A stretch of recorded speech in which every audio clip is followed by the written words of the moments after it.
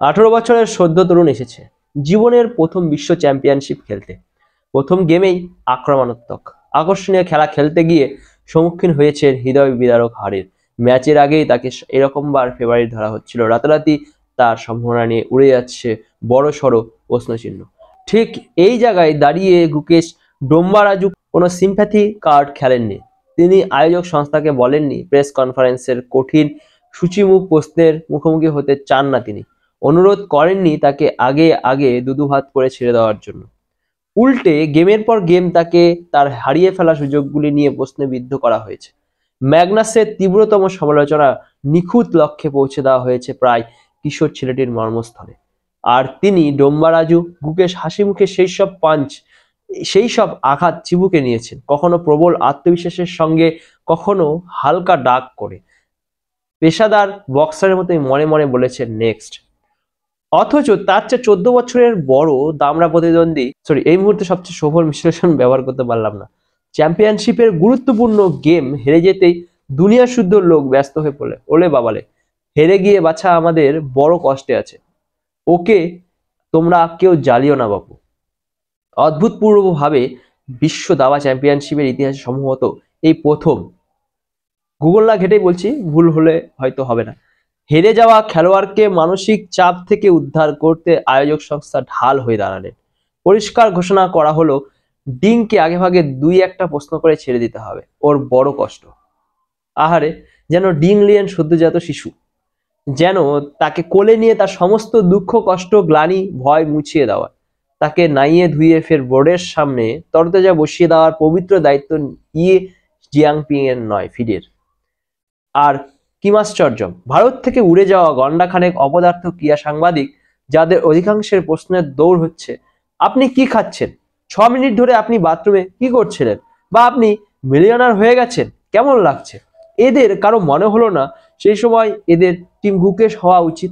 মনে হলো না ঠিক আছে ডিংকে আগে প্রশ্ন করে ছেড়ে দিতে হবে, তো বেশ, ওকে পরের বার প্রশ্ন করেই যাব, নির্মমভাবে বাধ্য করব ম্যাচের ট্যাকটিক্যাল এবং টেকনিক্যাল ভুলগুলি ফের মনের মধ্যে নাড়াচাড়া করতে চেষ্টা করব, দুর্বল মনের প্রতিদ্বন্দ্বীকে আরো একবার ঘাবড়ে দিতে জিজ্ঞেস করব কালকের ম্যাচ নিয়ে কি ভাবছেন বা কি মনে হচ্ছে, এবার কি আপনি চাপে এই ম্যাচে, এবার প্রথম আপনি পিছিয়ে এবং আপনাকে এই প্রথম উদ্যোগ নিতে হবে জেতার, কি মনে হচ্ছে পারবেন? মনের মধ্যে দ্বিধা সংখ্যা ভয় আরো বেশি করে জাগিয়ে তুলবো না এই সময়।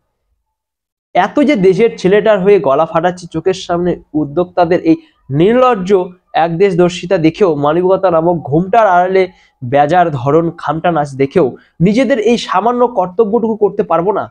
যাই হোক, এদের নিয়ে এত সময় নষ্ট করে লাভ নেই। ডিং এর দুর্বলতা তিনি ঠিকই খুঁজে পেয়েছেন, যা সবচেয়ে বেশি দরকার ছিল সেটা খুঁজে পাওয়ার গুকেশ বুঝে গেছেন।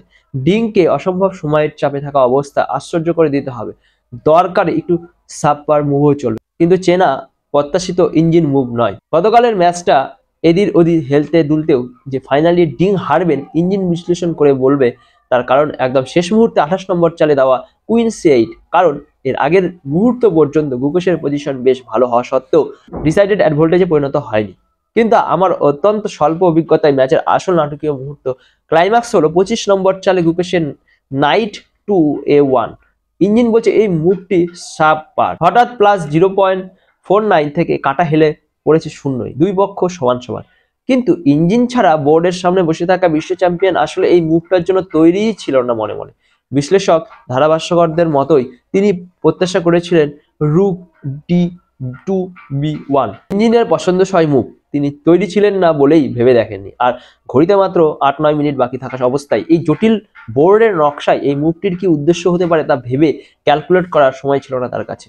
অতএব ডিং প্যানিক করলেন, তাড়াহুড়ো করে মুভ দিতে শুরু করলেন এবং ঠিক 4 চালের মাথায় গুকেশ ম্যাচ জেতার পরেও গোটা সময়টা বসে রইলেন গম্ভীর মুখে। স্পষ্টতই তিনি খুশি নন ডিং এই অযাচিত ডিসকাউন্ট পাওয়ায়, হওয়া উচিত নয়। প্রতিদ্বন্দ্বী অন্যায় সুবিধে পেলে কারোই বা ভালো লাগে।